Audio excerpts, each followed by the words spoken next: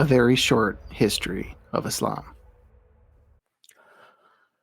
For future and more detailed episodes, it's important to have a primer on Islamic history. The basics of Islamic history are not generally known in the West, but a rough skeleton of the last 1400 years is critical for understanding Islam and Christian-Muslim relations. For simplicity, I'll break this into 10 easy-to-remember time frames. Number 1, before the first revelation, 610 AD. Number 2, the Mecca period, 610 to 622. Number 3, the Medina period, 622 to 632. Number 4, the rightly guided caliphs, 632 to 661. Number 5, the Umayyad Caliphate, that's Umayyad Caliphate, 661 to 750.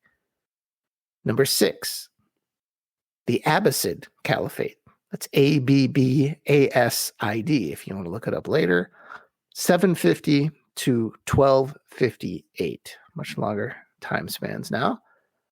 Number 7, the Mongol Era, 1258 to 1503. Number 8, the Gunpowder Empires. It's the Ottomans, the Safavids, and the Mughals.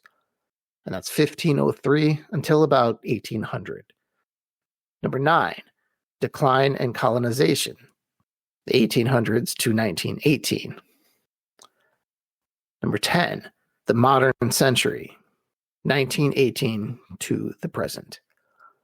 A quick note on dates. I'll be using the Christian calendar for dates. The Muslim calendar is lunar, making it excessively confusing to the Western mind, and that includes me. It's not just a matter of subtracting 622 from the Christian date. A lunar year is about 354 days. In fact, the Christian and Muslim calendars will converge a little before the year 21,000. Number 1, before the first revelation, which is before 610 AD. The area that is now Mecca was an important place for Arabs commercially and religiously, but it was a remote backwater by world standards. Clashes of empires tended to happen well to the north, at the crossroads of Europe, Asia, and Africa. It was a few dozen miles from the Red Sea, but well south of an area anyone would care about. To the east was, quite literally, nothing. A large, uninhabitable desert. It would be fair to compare pre-Islamic Mecca to Galilee. Hardly a place someone would brag about. It was close enough to the main centers of the world, though, that other religious ideas got there. And there were Christians and Jews in the area, but most of the population were Arab pagans. They were polytheistic in the classic pre-Jewish sense, meaning they worshipped a specific god or gods, but never insisted their deities were the only ones that existed. Into this setting came the Kaaba, now known as the Big Q Muslims pray toward, but then the house to all the main deities in the area. Once every Lunar New Year, Arabians from all over made a holy pilgrimage to the Kaaba, putting aside any wars to worship their respective gods in peace in Mecca. This is what made Mecca culturally significant, and it's the world into which Muhammad was born. When Muhammad was born in 570, his father had already been dead for 6 months. His mother died when he was 6. He eventually landed with his uncle, Abu Talib, who was also leader of the Banu Hashim clan of the Quraysh tribe. In 595, at age 25, he married a 40-year-old woman named Khadijah. She was a successful merchant, and the two remained in a single monogamous marriage until her death. Muhammad was known as a trustworthy person and a problem solver and a mediator. For example, when he was helping to rebuild the Kaaba as a young adult, all the clans were fighting about who would return to the sacred black stone to its place once the reconstruction was finished. It was Muhammad's idea to use a blanket, place the stone on it, and have all the clan leaders put it back in place simultaneously. This reputation as a trustworthy mediator would later save his people and launch the Hijra, or pilgrimage, which starts the Islamic calendar in 622. Number 2, the Mecca period, 610 to 622. Muhammad received his first revelations in 610, visited in a cave by the angel Gabriel. Muhammad kept these revelations close at first, and the first Muslim was actually his wife, Khadijah. Other early converts were his friend Abu Bakr and his cousin Ali, who would become his son-in-law by marrying Muhammad's daughter, Fatima, later on. When Muhammad took his message public, his converts were quite similar to those of the early Christians. They were the downtrodden and despised of Meccan society, and, like Paul's patrons, many were women. Unfortunately, this made them very easy to persecute. One such persecution was of Bilal, famous for his massive frame and amazing voice, tortured by his master to convert before Abu Bakr bought him to save his life. Bilal in his beautiful voice would later recite the first ever call to prayer. Sumaya bint Kayat, a slave woman, would later become Islam's first martyr. Many fled to Abyssinia, present-day Ethiopia, which is right across the Red Sea, where they were granted asylum by its Christian king. Over time, more powerful members converted, the most prominent being Umar and Hamza. It should be noted that Abu Talib, Muhammad's uncle and protector, remained a pagan, but never removed his blanket protection of Muhammad. Then 619 was known as the Year of Sorrow, because this is when both Muhammad's wife and uncle died. With Abu Talib dead, it was open season on Muhammad. He managed to find a new home in the city of Yathrib, which was looking for an arbiter to solve disputes between Arabs and the sizable Jewish population. Yathrib was about 200 miles to the north of Mecca, and Muhammad moved his entire community there in 622, marking year 1 of the Islamic calendar. Yathrib would soon be known as the City of the Prophet, and in time it would be shortened to the Arabic word for city, which is Medina. Number 3, the Medina period, 622 to 632. Muhammad established his religion in Medina, and he quickly converted many Arab pagans, and the community began to take advantage of Medina's location along an important trade route, raiding the caravans of their persecutors in Mecca. This devolved into full-scale war, starting with the Battle of Badr in 624. The Muslims won despite being outnumbered 3-1, and the resulting ransoming of captives brought considerable wealth into the community. The Meccans won a small battle at the Battle of Uhud, but couldn't win the war outright. Mecca, under Abu Sufyan, began to raise a larger army to wipe out the Muslims for good, eventually resulting in a siege of Medina in 627.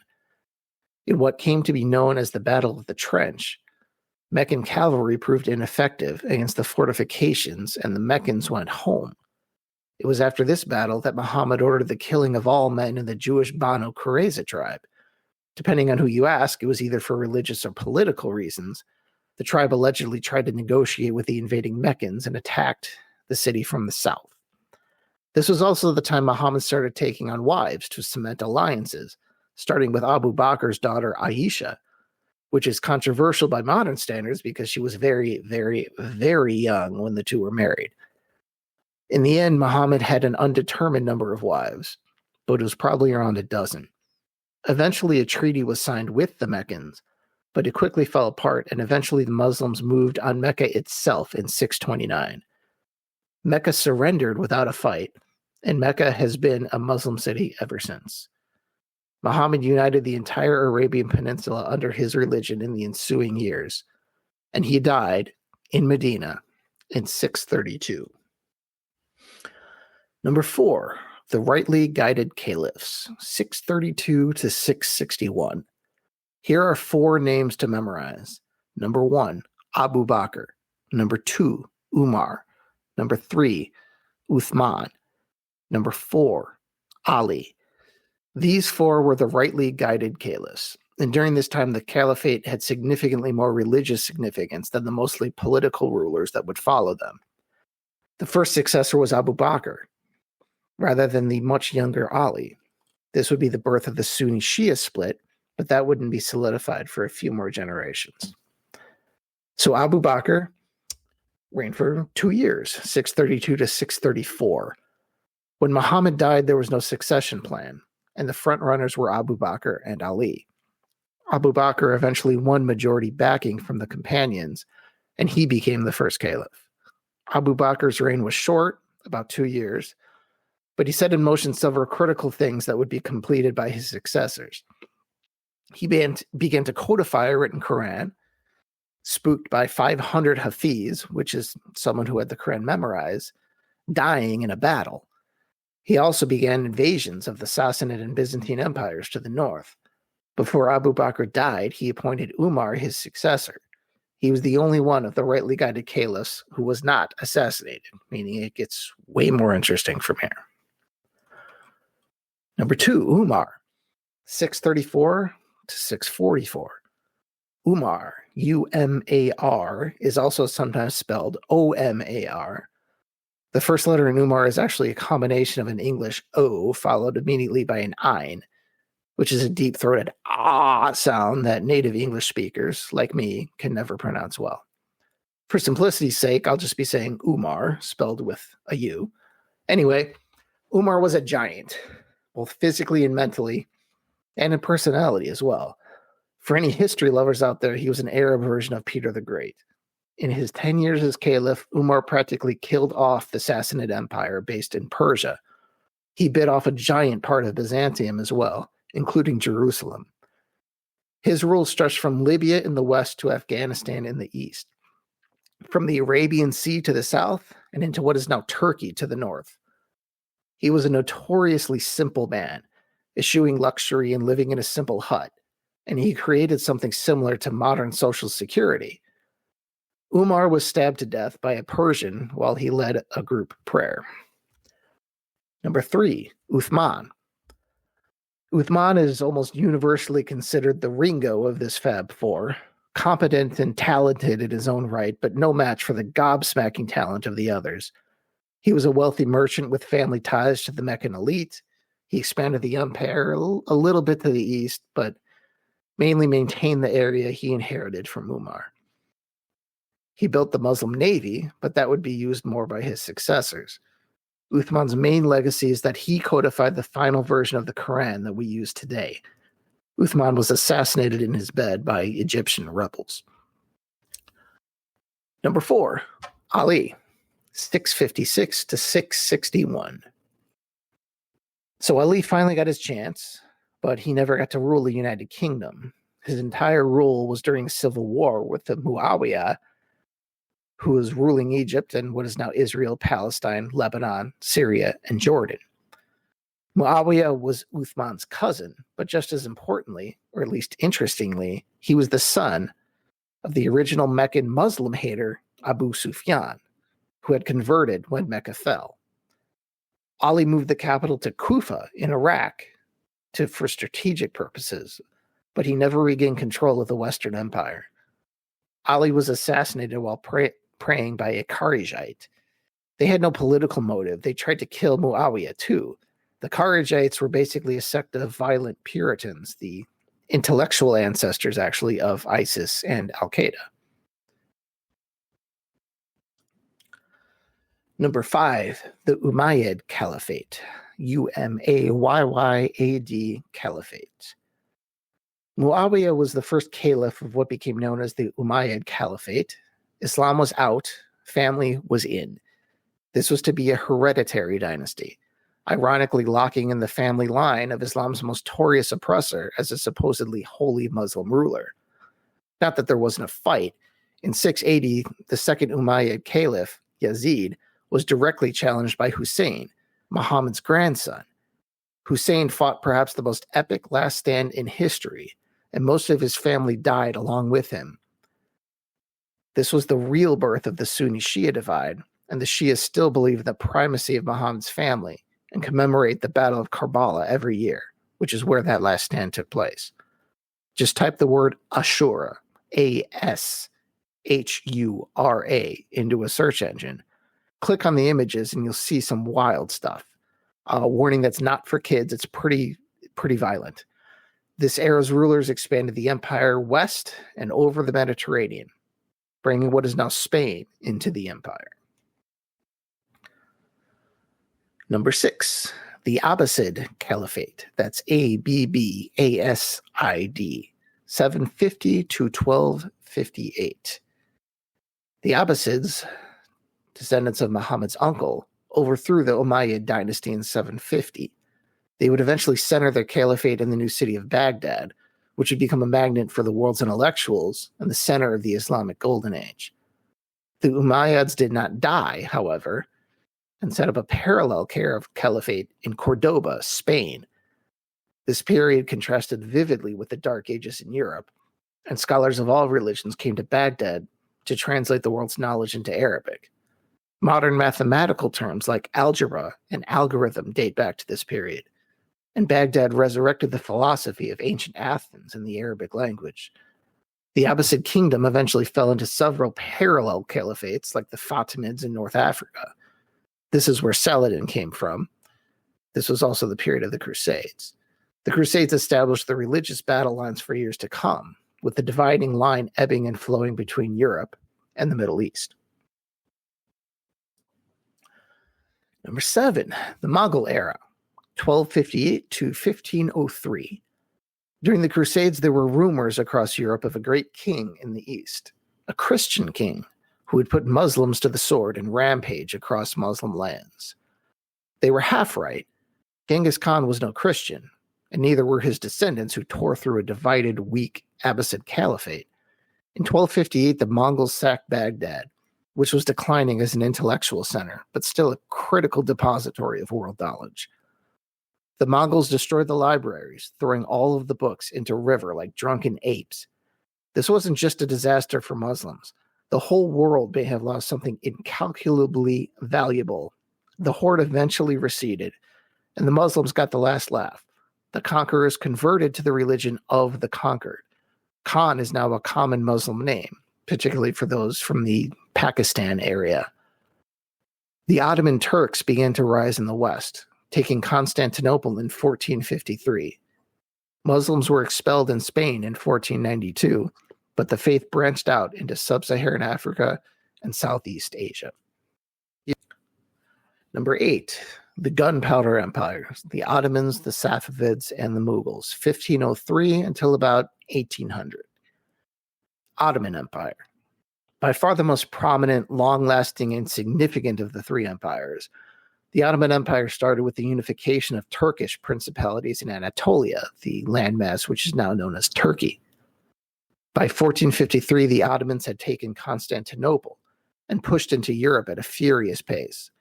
The Ottomans got as far as Vienna in 1529, 12 years after Martin Luther nailed up the 95 Theses. This was the height of Christendom's panic about the Ottomans, which reflected heavily in Reformation-era thought. At its height, the Ottoman Empire spanned much of what Umar had conquered in the early days of Islam, ending in the east at the border of Persia, but also with control over Greek lands, the Balkans, and almost the entire circumference of the Black Sea. The empire receded slowly after this, receding into near irrelevance long before its dissolution after World War I, at least from a European perspective. Even when it was clearly at death's door, though, the Ottoman Empire was significant because it still controlled all parts of the Muslim Holy Land, including Jerusalem, Mecca, and Medina. The Safavid Empire. The Safavid Empire was basically a Persian dynasty based in what is now called Iran, but also stretching significantly into its border countries. In the west, it stretched into what now might be known as Shia Iraq, and north into areas now occupied by Kurds.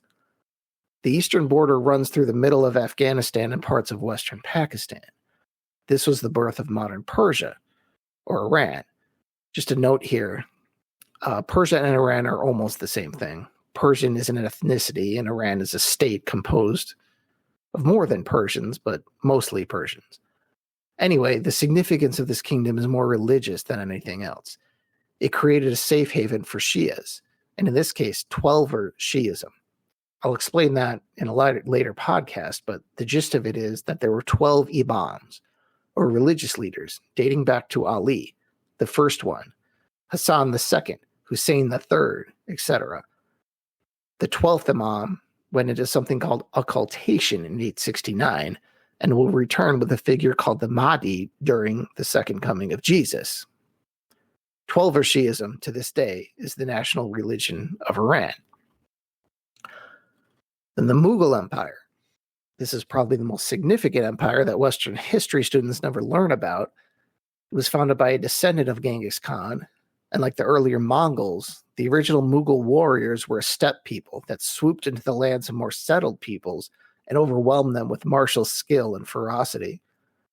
The Mughal Empire was technically a Muslim empire, but ruled over many areas that were neither Muslim nor ever became Muslim. It consisted mostly of what is now Pakistan, India, and Bangladesh. The empire created peace and stability for several centuries, creating an exceptional wealth that would later make India the crown jewel of the British Empire. This era is best known by the Taj Mahal, which was built by a Muslim Mughal ruler. Number 9, decline and colonization, 1800s to 1918. When the Ottomans were at the gates of Vienna in the 16th century, Islamic warriors looked like an unstoppable force ready to sweep through Europe. How amazed those same people would be to know that just a few hundred years later, the unstoppable tide was actually flowing the other way. As the decline of all non-European empires continued in the 19th century, almost every part of the Muslim world was ruled in some way by Christians. The Ottoman Empire was weak and had shrunk to Turkey plus some Holy Lands. The Twelver Kingdom of Persia was still mostly independent but lost a great amount of territory to Russia. And the English had completely overrun the Mughals. North Africa was under French and British control.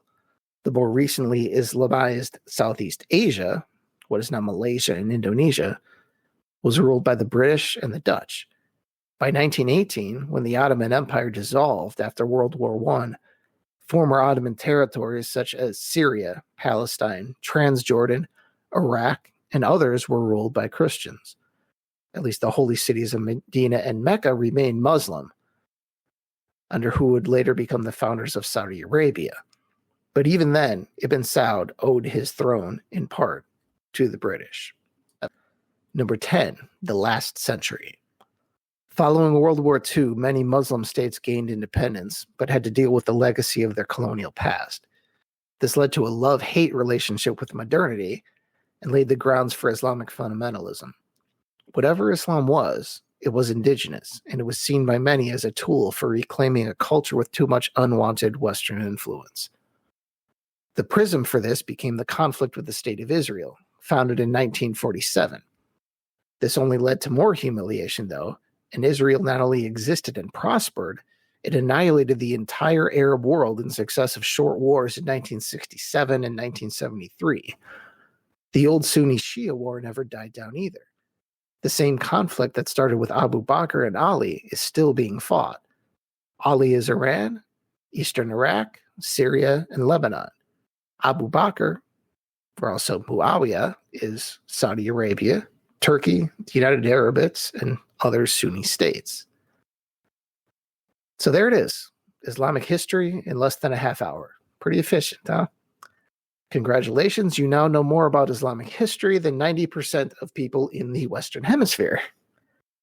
So thank you, and I will talk to you next time. Inshallah.